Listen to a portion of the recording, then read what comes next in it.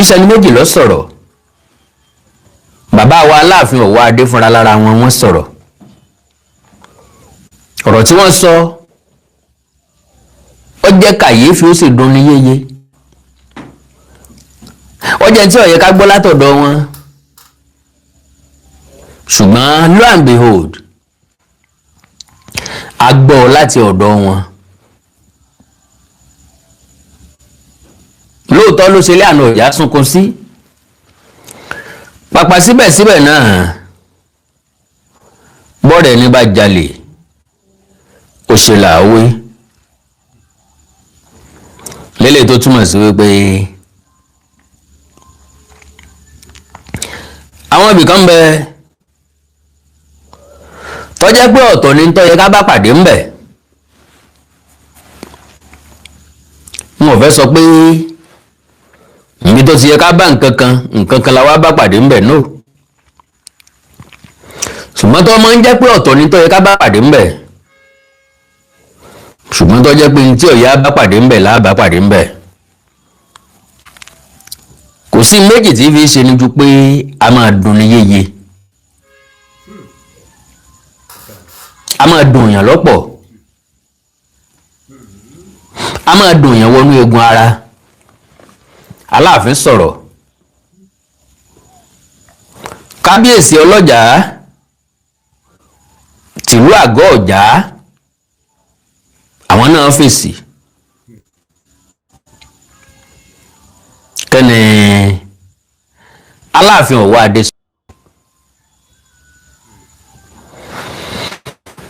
tí ó lè kábíyèsí ọlọ́jà tìlú àgọ́ ọ̀já mùfúwa ní Mr. Ọláwálé ọlá gbogbo gbàtẹ́ lò láyé ẹ ò ní mọ̀ nira tí wọ́n bá ń sọ wípé top fan ní God bless you sir.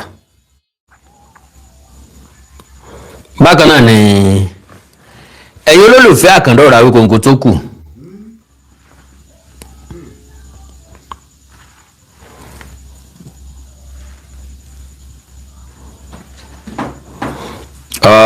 bẹ́ẹ̀ ṣe ń wọlé òun ẹ máa bá mi pín program yẹn ẹ dákun torí Ọlọ́run ẹ bá mi pín program yẹn mò ń bẹ̀rẹ̀ ni o so pé ẹ̀yin tẹ́ ẹ bá ti ń wọlé ẹ bá mi pín ètò yẹn ẹ bá mi pín bí ìṣe wa ẹ̀yin náà mọ̀ pá kíkanjú kan ò lè dógún sẹ́ bí ọba sá láti lè fún ìjọ àjùmọ̀jó ní gbà yìí ṣe ni ìjọ ànìkànjó kọ́ni lẹ́sẹ̀ ọ̀pọ̀ léṣu fi yagi lóko ọ̀pọ̀ gírí ẹsẹ̀ níyẹ̀nà ọ̀pọ̀ ikán ní malé ọ̀pọ̀ oyin ní safárá ọ̀pọ̀ ìran àsì magìyàn ńlá fi pé ànìkànrìn ní sọmí ìjò lófò bọ́mọ ìjò bá ṣẹyọ kan bá a ti ń lè gbà láàmú ilé àwò gbàrà ẹlẹ́ ẹmú ẹ mọ́jọ ọlọ́kọ̀ gbọ́dọ̀ kọjá ibì alẹ́lẹ́ lálẹ́ pa ṣùgbọ́n ẹ̀já wo sí ibi tọ́ka bá ti síwájú kí sèbí ó gbé mú tẹ̀lé káwárí òjòlá mọ́nàmọ́ná jomijoke adòrò sóró àgbàdo kò lórúkọ nídìí káwọn ọmọ wa fọ̀rọ̀ jomi tó rọrọ̀ bọ̀ lẹ́yìn ta ló lórí láyà tí ó wà rìn wọn lẹ́gbẹ́ ọdẹ ẹ rí i pé bí Ṣàngó bá ń sọ̀rọ̀ ọjà ẹranko tí ó lè dúró yọ sọ wọn o so màá àtàwọn àtẹ̀yìn ńlájọ fẹ́ rescue àgọ́ ọ̀já Aláàfin Owoade ní adé páálí wọn dé but unfortunately a fẹ́ proof ẹ̀ fún wọn pé àwọn aládìkún wọn ládé wọn adé tó wuyì adé tó rẹwà adé tẹ̀yìn ìyá àti bàbá mi rí òun sọ́jọ́ adé páálí òye wá yé mi lóòótọ́ pé àṣé òótọ́ ni pẹ́sìn ọ̀tá ẹni kì í ga lójú ẹni ara mọ́tò wọn lálòkù ọkọ̀ lára làbìlàbì tó rí agajọ táwọn ń bínú kò sí ọ̀tá ẹni tí ó sọ wípé àpòdù ọ̀yà bó ti wù kó tóbi tó ńlá lọmọ ọ̀yà lọ́gbọ́rọ́ ni sílé náà ló wá ń pè lódù èyí ló ń pè lódù ọ̀yà kíní lọ́gbọ́rọ́ yìí kọ́lọ̀ ń jẹ́ ogori ògbógan báhùn. Merciful solution, God bless you sir. Ẹ̀yin lẹ kí mi káàbọ̀ pẹ̀lú stíkà yìí ní wáyé náà tí o. Ẹ̀yin náà ò ní tánwó yín. So àwọn expect pé ó yẹ kí Ọ̀yọ́ ó yin àgọ́ ọ̀já.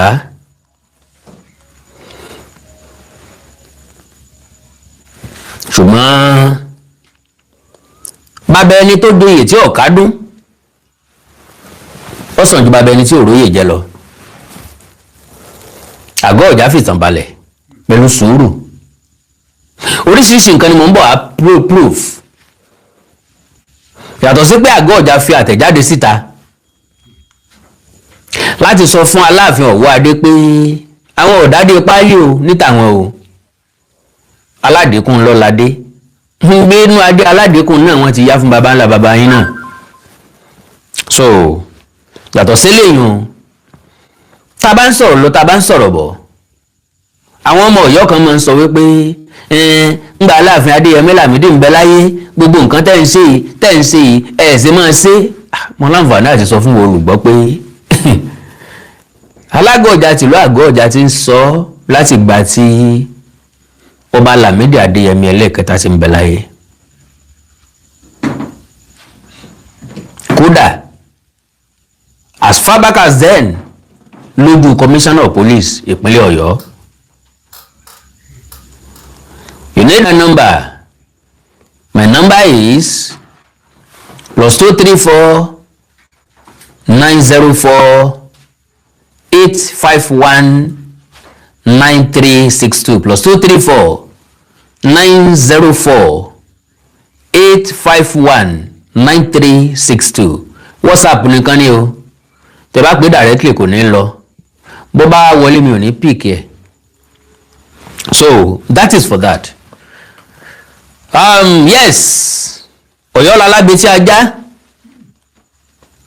Ọ̀yọ́ ni ọ̀rá dédé bẹ́ẹ̀ sì rí adé orí la fi mọba mi ò ní dá yín lágara mi ò ní gbà kókó yín mo nígbàgbọ́ pé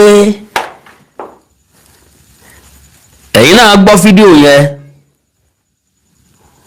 níbi tí Aláàfin ti sọ wípé adé páálí ni àwọn Alágo Ọ̀já dé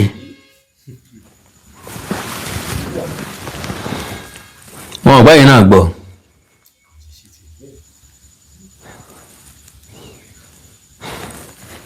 ó wá jẹ́ nǹkan tó dùnyàn níwọ̀nba náà ni o kò dùnyàn púpọ̀ o torí pé ibi tó ti wá a mọ̀ wípé ó lè wá ń bẹ̀ kò wá jẹ́ òdùnni púpọ̀ ẹ̀yin àti bàbá tí ń wọlé ẹ lè gbìyànjú láti bá mi share program yẹn káwọn èèyàn ó lè bá ń fà sí púpọ̀. Having said that ẹ jẹ́ kí n máa congratulate Ọọ̀ni Adéyẹyẹ ní ìtàn Ògúnwùsì Ọ̀jájá the second pé wọ́n kú oríire ti Ọ̀jájá soft drinks ṣé mọ̀ ọ̀pọ̀lọpọ̀ nǹkan tí Ọọ̀ni ṣe product 6 ni.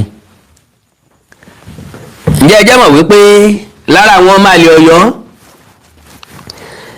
ó sì tún ti ń bu ẹnu àtẹ́lu àṣeyọrí Ọọ̀ni Adéyẹyè Ẹnìtàn Ògúnwùsì. Àwọn lókọ ìkànlú, àwọn èèyàn ńláńlá, àwọn èèyàn tí yóò ṣe eré tí ìṣeré yóò sojú wọn táwọn náà ní nǹkan rí lọ́kàn, wọ́n ti ń pọ́ìn congratulatory message wọn fọ́ọ̀ni Adéyẹyè Ẹnìtàn Ògúnwùsì. Òun rèé o, aṣíwájú ọmọ Yorùbá. Kílẹ̀rí tó sọ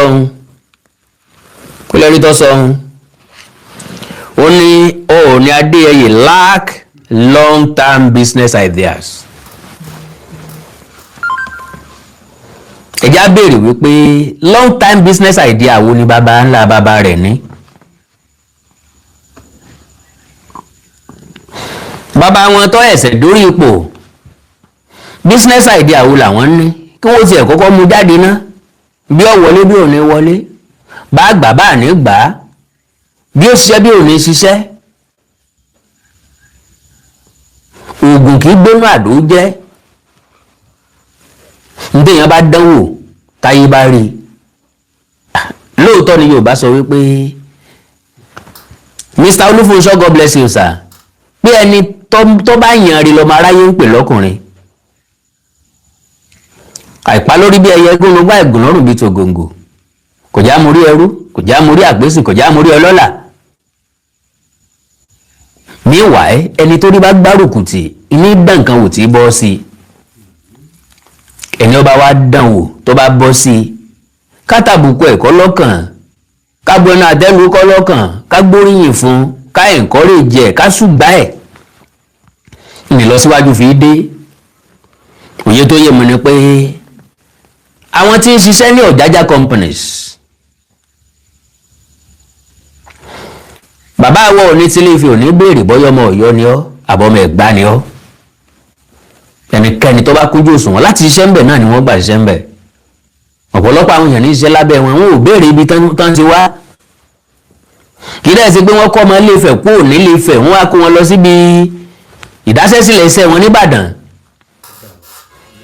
Tàbí wọ́n kó ọmọ Ilé Ifẹ̀, wọ́n wá kó wọn lọ sí Ọ̀jájá mall tó wà nípínlẹ̀ Èkó.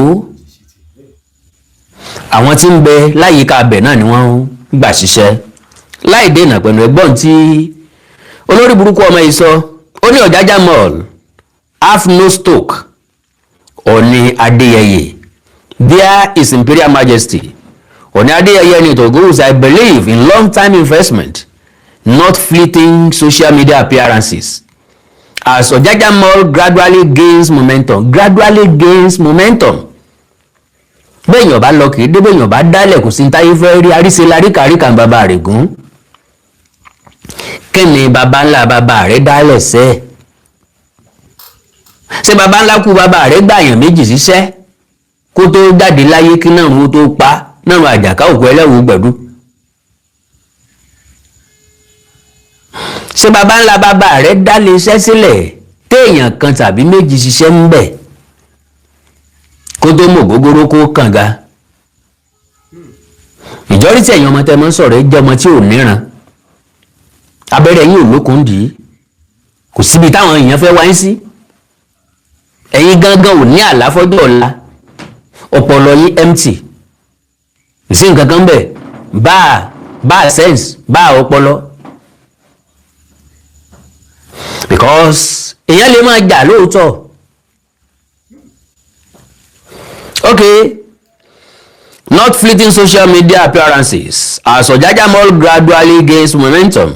Congratulations on the upcoming unveiling of Ọ̀jájá soft drinks. Not upcoming anymore. Àti unveil ẹ̀, ó ti jẹ́ ìtẹ́wọ́gbà. À ń rọ gbogbo ọmọ káàárọ̀ òjíire, ẹ jẹ́ ká gbé indigenous products lárugẹ. Because eléyìí máa encourage many people tí wọ́n ní lọ́kàn láti dárò ẹ̀ sílẹ̀. Ọọ̀ni Adéyẹyè Ẹnìtàn Ògúnwùsì is an inspiration to many of us. We see him we learn from him. He has done so much. Òní ní focus, òní ní vision, òní ní vision, òní mission. Gidi fúnlẹ̀ káàárọ̀ oòjíire. Ni mo fi mọ̀ pé ńbo ló ti rójú à ń sọ̀tẹ̀ kiri.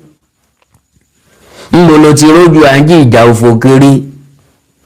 Ìwọ tó fẹ́ ṣe àlárà ní. Ìwọ tó fẹ́ lè àlárà kọ́ Ọọ̀ni Adéyẹyè ńbo ló ti rójú à ń dìtẹ̀ kiri. Okay. Ojaja soft drink by the Ooni of Ife, a pioneering brand set to rival global giants and leading Nigeria beverage companies, ultimately empowering the local community, especially men of Ile-Ife, to reduce their dependence on their spouses. Mi mọ̀ ẹni tó pàtàn fún akúmọ̀mójúde ọmọ yìí. Ọmọ tí ò lágbàálé tí ò ní kàlẹ́ndà àgbà lórí ìkọ́ wípé àwọn ọkùnrin Ilé-Ifẹ̀ wọn ò kì í ṣiṣẹ́, wọ́n ń dìpẹ́ǹdì léyàwó wọn ni. Ọ̀dà mo bá jẹ́ pé lóòótọ́ làwọn ọkùnrin Ilé-Ifẹ̀ ò tiẹ̀ wá ń ṣiṣẹ́ tí wọ́n ń dìpẹ́ǹdì léyàwó wọn bí wọ́n rí èèyàn dìpẹ́ǹdì lé. A jẹ́ pé iṣẹ́ àtòsí tó mú Ọ̀yọ́ lọ́rùn dódódó kò mú Ilé-Ifẹ̀ tó bẹ́ẹ̀. Because oríṣiríṣi ọ̀nà làwọn èèyàn lè nà yẹ́ sí nílùú Ilé-Ifẹ̀ láti jẹ́ èèyàn, láti bọ́ kúrò nílé iṣẹ́ àtòsí. Àáfàá yín béèrè lọ́wọ́ yín jọ ní pé èèyàn mélòó ló nílé iṣẹ́ tó lè gbà yan 100 ṣiṣẹ́ ní Ọ̀yọ́.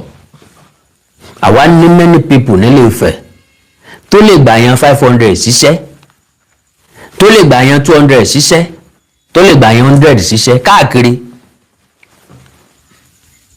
Ló jẹ́ sọ wípé àríṣe la rí kàríkà bàbá rẹ̀ gùn kí làwọn product Ọ̀jájá pápápẹ́ jẹ́ kí n sáré sọ̀rọ̀ nípa ẹ̀. N tí n bá sọ̀rọ̀ nípa ẹ̀ á jẹ́ wípé mi ò encourage bàbá láti tún ṣe nǹkan míì gidi.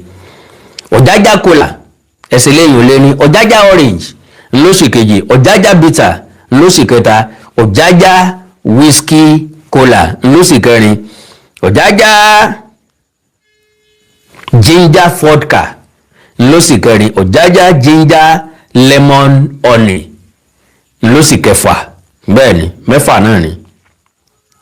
So a kí kábíyèsí Ọọ̀ni tí Ilé-Ifẹ̀ pé wọ́n kú oríire. Now ẹ má jà lu àmì fàágùn mọ́. Kí ni ikú bàbá yèyé sọ ẹja gbọ́.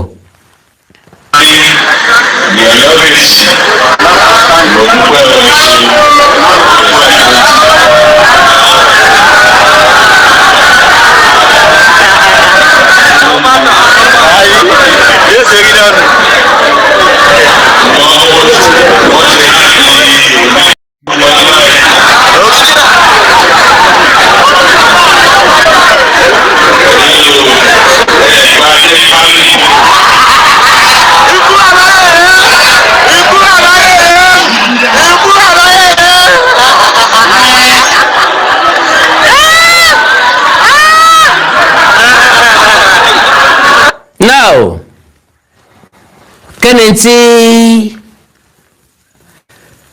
Aláàfin sọ wọ́n kí olóyè àgbà Akin wípé wọ́n kú àdúrótì pé àwọn ọ̀gbà adé páálí. Eléyìí túmọ̀ sí pé gbogbo àwọn tó gbadé lọ́jọ́ 13 oṣù kejì ọdún 2026 adé páálí wọ́n gbà bí. Alright. Gbogbo àwọn tó kù lè mẹ́nu mọ́, wọ́n lè dákẹ́, wọ́n lè mọ́ sọ nǹkan kan. Àgọ́ Ọ̀já sọ̀rọ̀.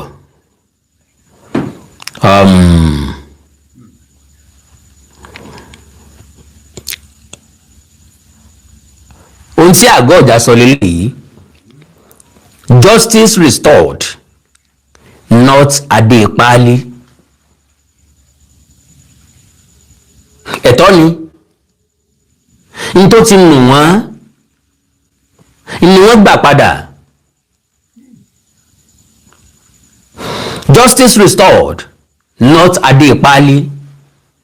Setting the record straight on the elevation of Alago of Agoja Kingdom and other Obas. Recent remarks describing the elevation of Alago of Agoja Kingdom and other traditional rulers as Ade-Ipali are not only dismissive but historically inconsistent and constitutionally troubling. When examined in the light of Reverend Samuel Johnson's authoritative work, the issue of the Yorubas, particularly page 281 under the chapter, the new city and new government. Joshua. Yes, sir. So let's say no worry. Okay. The new city and new government. The historical record tells a very different story. One that supports the restoration of dignity and justice by the Oyo State government. What Johnson recorded, forced consolidation of towns on page 281. Johnson clearly explains that Agodoyo, the settlement that later became modern Oyo, was initially small. To enlarge it, the Alaafin adopted forcible means. Several surrounding towns and villages, Akitan, Apara, Idode, Ajagba, Seke, Gudugu, Jabata, Udongbodu, Ago, Opapa, Ijoga, among others, were surrounded at night by the king's army. At dawn, the inhabitants were given two options: peaceful migration to new city or obstruction of their towns. This was not voluntary integration. It was political consolidation by compulsion. Lágbára Ọlọ́run, kíkọ́ ọmọ pàwákà ìsọmọ gbèwàdé. Péèjì yẹn á mú jáde nínú ìwé Reverend Samuel Johnson Bọ́bádọ́là. Kọ́lọ́run dá wa sí. Kẹ́lẹ́mi ọmọ ti gbà. This was not voluntary integration. It was political consolidation by compulsion. Johnson further explains that these displaced communities were transported with their household effects and assigned quarters within the new settlement. Even Igaga was reportedly taken during the Egungun festival in May. These are not oral speculations. They are documented historical accounts. Agoja before Atiba. Johnson's narrative also makes clear that the site of Agoja existed before the arrival of Atiba. Atiba did not arrive to found a virgin empire. He arrived in the aftermath of the collapse of Old Oyo, a displaced and vulnerable prince seeking refuge. The land he settled on was already inhabited. The growth of the new Oyo was therefore not a continuation of imperial Old Oyo in its original majesty, but the result of political reorganization, strategic alliances, and, as Johnson records, forced relocations. To now describe the elevation of descendants of those historically subordinated communities as Ade-Ipali ignores the very history that established their presence in Oyo in the first place. Constitutional authority and institutional respect. It is important to remember that the same constitutional authority that conferred the Alaafin's instrument and staff of office also issued instruments to Alago of Agoja Kingdom and other elevated obas. Because ntẹ́mi náà sọ lélẹ́yìn pé káwá ní Ade-Ipali làwọn Alago Ọjà àtàwọn aláhoro dé, àjẹgbé Ade-Ipali l'Alaafin Ọ̀yọ́ dé. Because the same government tó dé Alaafin Ọ̀yọ́ ládé ló dé Alago Ọjà àtàwọn aláhoro ládé. ìkan wà lè jẹ́ adé páálí kíkan dojúlówó gbogbo wọn lè jẹ́ adé páálí tàbí kí gbogbo wọn jẹ́ adé ojúlówó sòkèrú gbólóhùn bẹ́ẹ̀ wá jáde lẹ́nu Aláàfin Ọ̀yọ́ ó dín agbára Aláàfin Ọ̀yọ́ kù ó dín ọgbọ́n Aláàfin Ọ̀yọ́ kù ó dín leadership quality Aláàfin Ọ̀yọ́ kù because àgbàlagbà gbọ́dọ̀ ṣe láńgbàláńgbà ẹnikẹ́ni tó bá ti wá jọba ti dàgbà ju gbogbo èèyàn lọ nínú ìlú ẹ̀ o ọba bá lórí ohun gbogbo bọ́ba ọba tiẹ̀ lè bá lórí ohun gbogbo lónìí ọba ló ṣàgbà gbogbo ìlú ẹ̀ nígbà t'Aláàfin Ọ̀yọ́ fúnra rẹ̀ bá ń pe adé kan ládé páálí ó ti di comedian ó ti sòbádùmọ́dì yóò sì dá láwàdà adìẹ. So and other elevated obas to delegitimize their elevation is by implication to question the lawful authority of the state government empowered by Nigeria's constitution to regulate chieftaincy matters. One cannot accept the legitimacy of one's own instrument of office from the state and simultaneously dismiss orders granted by the same lawful process. It is not possible. It is either kágbà kọ́kọ́ wọlé kágbà kejì wọlé tàbí ká reject àkọ́kọ́ ká reject kejì a lè gbà kan wọlé ká reject kejì gbogbo tó wá ní the same way no. One cannot accept the legitimacy of one's own instrument of office from the state and simultaneously dismiss orders granted by the same lawful process. From imperial mindset to Equity Johnson's account shows that many of the present day quarters in Oyo trace their origins to once independent settlements whose autonomy was curtailed in the interest of expanding the new capital. Generations of these communities functioned under a structure shaped by that history. If today the Oyo State government recognizes their distinct heritage and restores appropriate traditional status, that action should be viewed not as dilution of Oyo's prestige but as correction of historical imbalance. Justice delayed is not justice denied when eventually restored. A moment for historical honesty. The elevation of Alago of Agoja Kingdom and others is not an affront to tradition. It is an acknowledgement of historical truth. The record in the history of the Yorubas demonstrates that modern Oyo was built through incorporation, sometimes by force, of previously autonomous communities.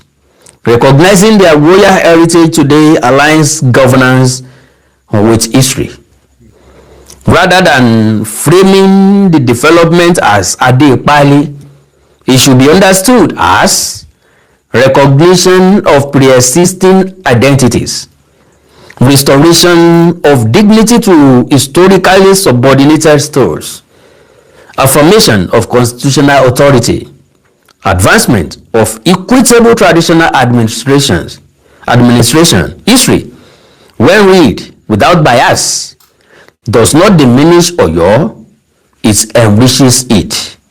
And justice, when courageously administered, strengthens institutions rather than weaken them.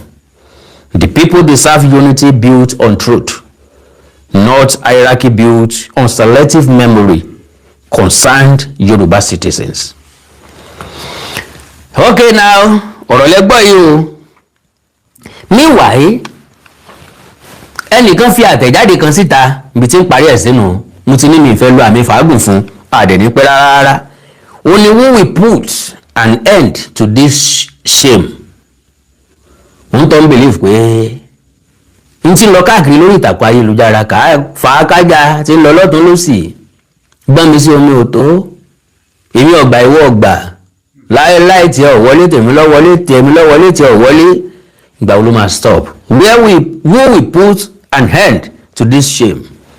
I once observed that there are two distinct groups in ongoing Cold War between Ooni Adeyeye and Alaafin Owoade. The first group opposes the rising popularity of Ooni. Àwọn ọmọ Ọ̀yọ́ nù. If it has its way, it wants Ooni to be removed as permanent chairman of Southern Traditional Rulers and as co-chairman at national level. And that is Ọ̀yọ́ people for you. Ọ̀rọ̀ kan ṣẹlẹ̀ lórí ọ̀rọ̀ Southern Traditional Ruler Council. Àwọn ọmọ Ọ̀yọ́ bẹ̀rẹ̀ sí ní against ẹ̀. Wọ́n fọ̀ ní ṣe ẹ̀yẹ́ torí pé Aláàfin Ọ̀yọ́ ò nípò níbẹ̀. Ó sì ń bẹ̀ mọ́ bèrè bóun náà ṣe sí. Aláàfin Ọ̀yọ́ ń relegate ara ẹ̀ díẹ̀díẹ̀ nípa àìbáwọn nípa àtìpín nínú ìpéjọpọ̀ tí ń lọ lórílẹ̀‐èdè Nàìjíríà pẹ̀lú àwọn lọ́balọ́ba. Aláàfin Ọ̀yọ́ àná náà reject ẹ̀. Òun náà ni kì í jẹ́ kí bàbá bá wọn ṣèpàdé Àbújá mọ́ tààràtààrà because tí bàbá sọ ń gbà náà ni pé kò necessary. Yorùbá sì ní ń gbọ́wọ́ ọmọdé ọ̀bá tó jàgùdù ní pé kí là á jẹ tí ìtàn gan àfọlá Ọlọ́run. Wọ́n níbi ọ̀kánjú ẹni bá so sí láti kà.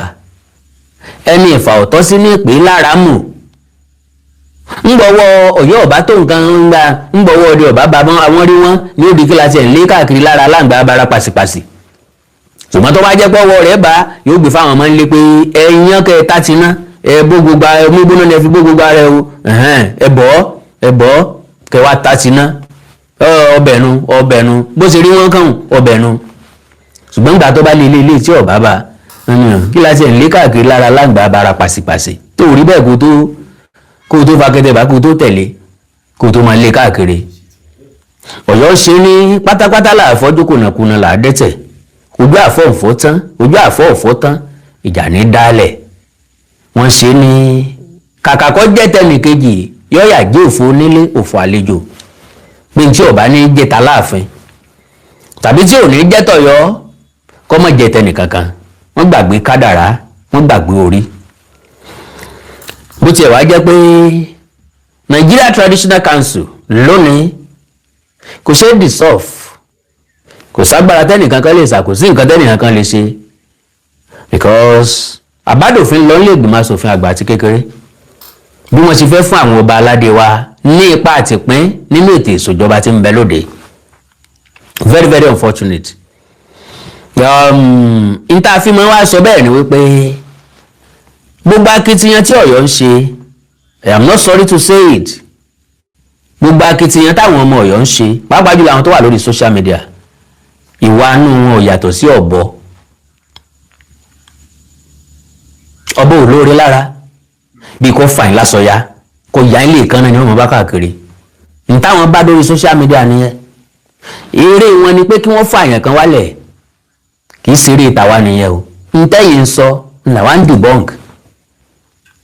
Kí ló gbé mu wá lónìí? Aláàfin ní adé páálí làwọn Alago ọ̀dà dé. Ìmí àkàndọ̀rọ̀ Awikonko dẹ̀ wá lónìí pé ọ̀dà o àwọn Alago ọ̀dà ní mẹ́sẹ̀gì fáláàfin. Wọ́n láwọn ọ̀dà dé páálí. Ó túmọ̀ sí pé bí ọ̀bá sẹ́ni tó sọ̀rọ̀ kò sẹ́ni tá a fẹ́ fún lésì. Now oríṣiríṣi ọ̀rọ̀ àlùfànṣá oríṣiríṣi ìbú tí wọ́n ń bú Ọọ̀ni tilé Ifẹ̀ omi tá a dà sẹ́yìn díẹ̀ láàrin mẹ́wàá Aláàfin ò lè tọ́ Ọọ̀ni ìlúkélú kan kì í tọ́ Ọọ̀ni okùn kan kì í tó kọ́ agbárí lónìí àbí lọ́la mẹ́wàá Aláàfin ò lè tọ́ Ọọ̀ni. And like I said ńgbà tí gbogbo kínní yọba fi bóyá ààrẹ nìkan tí ó pe gbogbo pé ẹja pọ̀tẹ̀tì ká gbèfẹ́ lárugẹ ni o bóyá fúnra lára wa láàrún nípò àdá bóyá yóò su aláàyè kan iye àtàpínlẹ̀ ara Aláàfin yóò ti tán pátápátá. Ọ̀wọ̀ àti àpínlẹ̀ táwọn èèyàn ń fún Ọ̀yọ́ yóò ti parí pátápátá kò ní ṣẹ́kù mọ́ rárá. So lérò ọkàn tiwa wá rò pé bóyá Ọ̀yọ́ ajẹ́rú nípò àdá wọn á tú èrò wọn pa. Yorùbá ní bàbá rìnnà kan tó dàbò mọ́ni lọ́wọ́ èèyàn lè padà sẹ́yìn wọn ní tàbá mọ́ bí tá à ń lọ kò burú tá a bá padà sẹ́yìn. Ìyẹn túmọ̀ sí pé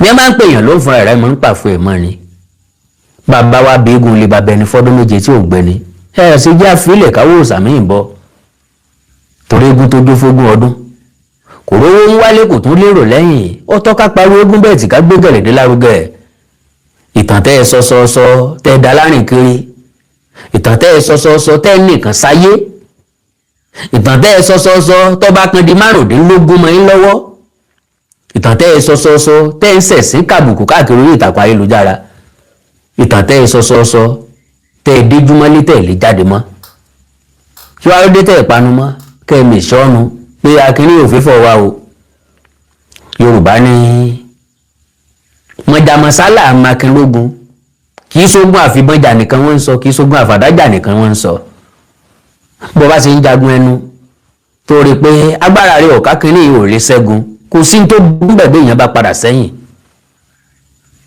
tẹ́ bá lọ túnra mú Yorùbá látúnra mú ìjẹkùn àtúnra mú ni wọ́n ń pè ní ìjẹkùn bó bá jà ní ìsìn yóò tún fàdí ẹ̀yìn àtúnra mú lè jà àgbò náà àgbò tí ọkàn yóò fẹ̀yìn rìn dáadáa yóò tún bá speed wá yóò gbọ̀n bẹ́ẹ̀ bá wá fà á tí ò tóra wọn tẹ́ ẹ fọ́ tí ò funfun tẹ́ ẹ sa tí ò gbẹ tẹ́ ẹ sọ sókè tó kọ́gi kò yẹ kẹ́ ẹ pé birikoto nínú ilé lábẹ́ ilé yìí fúnra lára yín kẹ́ ẹ pé birikoto ìlú ńlá ní ìlú Ọ̀yọ́ ó kọ wá ju iye àtàpọ́nlé tá a rí gbà yìí lọ kí ló fa sábàbí ọ̀nà méjì ló pín sí báyé bá rí ọfín tàbí bọ́mọ kan bá ya lárífín bọ́mọ kan bá kàn ọ́ lábùkù kọ́kọ́ jókòó wò ó sọmọ òun gangan ló ya lábùkù ni àbí wọ́n lu ṣèṣe àbùkù tó fi kàn ọ́ lábùkù bó bá jèmi nìwọ tó bá jèmi ló ṣẹlẹ̀ síbẹ̀ wọ́n kọ́kọ́ jókòó wò ó sọmọ yẹn ló ya lábùkù àbí ìmùsìn nǹkan àbùkù mo bá jẹ́ látọ̀dọ̀ mi ló ti wá n ò ní wúrú wà bẹ́ẹ̀ mọ́ láéláé débi tí ó fi rí mi fín bó bá jẹ́ mọ́ kí n tọrọ àforíjì ń pè ọmọ bínú bí ó bá jẹ́ mọ́ kí n tọrọ àforíjì ń lo agídí ń bá tèmi lọ ṣùgbọ́n mo pé ọmọ yóò dédé rí mi fín èmi mo wà rí fín o fún rẹ̀ máa filẹ̀ sáàyè tiẹ̀ mi ní bá ní nǹkan kan pọ̀ ìdọ̀rùn I am a policy taking man my yes is always yes my no is always no àwọn tó súnmọ́ mi tán bá mi ṣe mọ̀ wípé ọ̀kan sánmọ̀ ni o báyìí gbogbo bá ti sọ pé òun ò ṣe nǹkan kan mọ́ ẹni tí ó pè padà síbẹ̀ kò tún sí mọ́ tí n bá ń bá àyàn sọ̀rọ̀ tí n bá sọ pé goodbye babaláwo tí wẹ̀ ṣẹ́ ò sí kò sẹ́ni tí ó parí ẹ̀ I don't give people second chance that is 100% truth mo sì tún máa ń fáwọn èèyàn ní second chance that is ẹni ẹ realize a mistake ẹ̀ ó wá tọrọ àforíjì tí n bá ti ó pín sọ́nà méjì whenever I say ó ti tán forever no tí n bá wọ́n tí ọ̀bá wá tán wọ́n jẹ́ kó yẹ wípé mi à ní nǹkan kan papọ̀ mọ́ kì í ṣe tí kú kì í ṣe tààrùn a lè máa kíra o ṣùgbọ́n kò sí ní tí ọ̀pá papọ̀ mọ́ I am very very straightforward person strategy yìí ló yẹ kí Ọ̀yọ́ wà adopt ní bá gbé wọn débi tó ga padà ṣùgbọ́n torí pé gbówó ọba ẹrun ṣe làárán lọ́wọ́ ajá tí ọ̀sọ̀nù kì í gbọ́ fèrè àkísà tó bá ti dágbére àkìtàn ìgbà abẹ́rẹ́ ò lè dá dúró mo rí i pé àkísà Ọ̀yọ́ ti dágbére àkìtàn igba àrọwà ẹgbẹgbẹ̀rún abẹ́rẹ́ ò lè dá wọn dúró ó dìgbà tán bá parun kí wọ́n tó mọ̀ wípé àwọn fi nǹkan ṣe generation tí ń bọ̀ lẹ́yìn àwọn ṣebí tẹ́lẹ̀ rí wọ́n sọ pé wọ́n máa rotate láàrin Aláàfin Ṣọ̀ún Ògbómọ̀ṣọ́ àtọ̀yọ́ àbí kò ní sírú opportunity bẹ́ẹ̀ mọ́ tó bá dàsìkò kan ní ìsẹ́yìn wọ́n ní wọ́n create ìpínlẹ̀ Ọ̀yọ́ lọ́tọ̀ ìpínlẹ̀ Ìbàdàn lọ́tọ̀ lo and behold wọ́n máa ti create ẹ̀ báyẹn tí competition láàrin Aláàfin àtolókùn Aláàfin Ọ̀yọ́ will be relegated as local ọba because one ìpàdé ìgbìmọ̀ lọ́balọ́ba ti national lóye kó ti bá ọba látọ̀nìṣà ọba látẹ̀dó ọba láti Benin ọba láti Kaduna ọba láti Sokoto ọba láti Maduguri ọba láti Calabar ọba láti Èkó ọba láti Ẹ̀gbá ọba láti Ìjẹ̀ṣà ọba láti Ìjẹ̀bú ló ti máa bá wọn pàdé ṣùgbọ́n nínú ẹ̀ náà ni Ọ̀yọ́ ti sọ pé ọba àwọn ò gbọ́dọ̀ jáde yìí, kò gbọ́dọ̀ lọ́bì kankan. Ó ti wà relegated to local ọba. Ànìkànpèrò nìkan ní sọkọ̀ ọ̀yá ẹ̀. Nígbà tí lóun ọ̀dà yìí ṣe, mọ̀dá jẹ ni mọ̀dá ṣòfò. So èmi ò rò pé àrọwà kan ń bẹ tá a lè pa fún wọn mọ́. Tinú wọn náà ni wọ́n ṣe. La fi pé Ọ̀yọ́ dọ̀bálẹ̀, ìdọ̀bálẹ̀ kìí ṣèwà. Ntọ́yọ̀ jẹ lọ́yọ̀ ń wá, Ọ̀yọ́ dọ̀bálẹ̀, inú Ọ̀yọ́ lóṣù. Tinú Ọ̀yọ́ lọ́yọ̀ ṣe. Arákùnrin yìí bóyá bẹ̀rẹ̀ sí lọ́kọ́. Ó wá ń béèrè pé ta ni ó parí kínní yìí, ta ni ó parí rẹ́dẹ̀rẹ́dẹ̀ yìí. Àwọn agun kìnní gbogbo nǹkan bá rí tí wọ́n lè ṣe láti fọ Ọọ̀ni Adéyẹyẹ ní Tògóòsì wálẹ̀, gbogbo ẹ̀ ni wọ́n ń ṣàlágbára. But unfortunately wọ́n ti ṣe tọba Adéyẹyẹ ní Tògóòsì sí, because bọ́n ṣe ń gbèrò ẹ̀ lẹ́yìn láì dá ní gáàsì ní lọ síwájú lójoojúmọ́. Ọ̀jájá estate gbogbo apariwo pariwo, Ọ̀jájá mall káàkiri south west gbogbo apariwo pariwo. Kí ló tó ṣubú tẹ Ọ̀jájá yunifásitì tún jáde. Ẹ ti wá sí tọ̀jájá soft drinks yìí sí product 6 tí ó bá mákẹ́ẹ̀tì wọ̀nyá àjà globally yóò compete pẹ̀lú àwọn nǹkan ẹlẹ́rìndòdò míì tó ti wà níta tẹ́lẹ̀tẹ́lẹ̀. Sórú competition wo lè wá fẹ́ sí pẹ̀lú ẹ̀? Èpè wo ló lè mú mọ́? Èébú èwo ló lè dùn? Ẹ ti ṣe ọ̀rọ̀ ẹ̀ sí báyìí, ẹ̀ ń búlọ̀kù ẹ̀ lẹ́yìn orí iwájú, ẹ̀ ń búlọ̀kù ẹ̀ níwájú ń lọ sẹ́yìn, ẹgẹ́ lọ́tún Ọ̀yọ́ ló sì, ẹgẹ́ ló sì ọgbọ̀tún, ẹgẹ́ lórí ilẹ̀ ó tún gbójú òfurufú lọ. Ẹ ti ṣe sí báyìí, ẹ gbà kádàrá ni o, ẹ gbà kádàrá ni o. So it wants Ooni to be removed as the permanent chairman of Southern Traditional Rulers and as co-chairman at national level. Kò sẹ́ni tó lè yọ Ọọ̀ni kúrò ńbẹ̀. Tí wà bó márí. Bẹ́ẹ̀ ni ipò Ọọ̀ni ni forever. Kò sẹ́ni tí yóò dé lọ́la tí yóò change ẹ̀.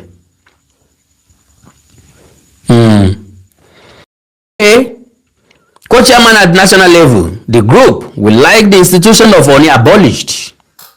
Judging from the stories, not necessarily history, being circulated in social media. The other group does not see anything good in Alaafin Owoade. It rejoices at any negative news on him and escalates it. Very, very unfortunate. Mo fọ́ọ̀lù sí kàtígórì òun. Ojú ní sí ìpè ní káyálé. Nǹkan kan ní sátọ́kù fún nǹkan kan. Wọ́n bá ń pariwo pé èèyàn náà ò ṣe dáadáa. Nítorí náà bá gbìyànjú ṣe dáadáa kò sí ní tó burú ńbẹ̀. Bó bá jẹ́ pé àfẹ́ròyìn kan gidi nípa Alaafin Owoade torí pé Alaafin Owoade ò ṣe èrò kò ṣe nǹkan gidi tí ó gbèròyìn gidi ni. Nígbà tí Ọ̀jájá ń ṣe nǹkan gidi tó gbèròyìn gidi ṣe bá gbèròyìn gidi gbogbo ayé sì gbọ́ròyìn gidi. K'Alaafin Owoade ló ṣe nǹkan gidi tí ó jẹ mọ́ ròyìn gidi tá lè gbèròyìn gidi kì í ṣe ròyìn pé ó pe Seyi Makinde lẹ́jọ́. Kì í ṣe ìròyìn pé kò fẹ́ k'Alago ọjà ó dádé. Kì í ṣe ìròyìn pé mi ló yẹ kí n bẹ̀rẹ̀ rotational chairman Ọ̀yọ́ State Traditional Council. Kì í ṣe ìròyìn pé mi ò lè rotate pẹ̀lú ẹnì kankan, mi ò fọwọ́ sí rotation, èmi àti gọ́fúnà ọjọ́ sọ̀rọ̀ kankan. Kì í ṣe ìròyìn pé ó pàdé àwọn ọba ẹgbẹ́ kò lè dìde kí wọ́n. Kì í ṣe ìròyìn pé ilé ìwọ ni kò gbọ́dọ̀ dìde láti kí Ọọ̀ni tó sì ń tẹríba fún Emir Ìlọrin. Ìròyìn gidi wá dà ń bẹ̀. Èèyàn sáà ní ṣe nǹkan ìdàkejì ká gbèròyìn gidi ń pa ẹ̀. Èèyàn dẹ̀ ní ṣe nǹkan eré ká gbèròyìn aburú ń pa ẹ̀. People will surely ask you pé ó dàbí ìgbé tẹlifíṣàn ọ̀tọ̀ ni wọ́n wò ó ní tí Alaafin Owoade ṣe ọ̀tọ̀ ni o ní tí wọ́n gbèròyìn ọ̀tọ̀ ni. Ìsì ọmọ ní mo máa ń jòkú gbẹ́. Kò sí gentleman kan tí ó máa sọ̀gùn tí ó máa wó oògùn gbẹ̀tùgbẹ̀tù káàkiri. Èèyàn jẹ́jẹ́ kan yìí sóògùn láyà kí ló fẹ́ sóògùn láyà fún? Ìwọ tó ń lé mọ́dàrí kan káàkiri kí ni ìwọ fi ń ṣẹlòmíì tó fi ń gbà tó fi ń sáré kí wọ́n mọ́ sàṣìwọ̀ náà.